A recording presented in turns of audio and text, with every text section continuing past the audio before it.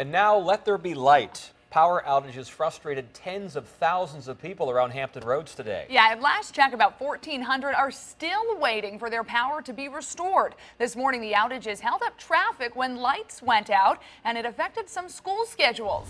So we wanted to know why it happened. We sent on your side's Lex Gray, followed Old Dominion, Virginia power crew to find out. Lex, what's going on?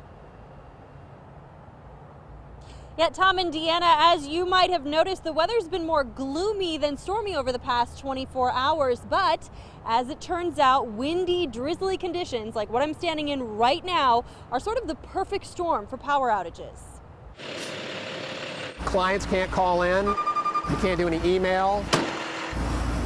We're pretty much just dead in the water. Tom Hardy's Virginia Beach office didn't have power for much of the day, along with about 56,000 others around Hampton Roads over the past 24 hours. I am frustrated. And also a little perplexed. It's not storming, so why the outages?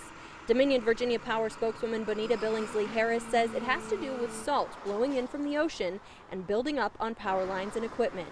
If you can imagine you're cooking a dish with a lot of salt, if you put a few drops of water in it, it makes kind of a gooey mess. If you put a lot of water in it, it will dissolve. And that's kind of the situation here. If we had a lot of rain, it would wash it off. But because we've had just enough that won't wash it off, and it has piled up for a while because we've had a long dry spell, it gets into the equipment, it overheats it. Overheating can cause fuses to blow, transformers to fail, and crossarms and poles to start on fire. Closer to the shore, power equipment is built to withstand these types of salt problems. The equipment is built to withstand the conditions it typically faces, but in a situation like this is not a typical situation. The perfect amount of wind and drizzling rain caused problems to creep inland this time. One foreman told us he's never seen salt contamination come this far inland in 20 years.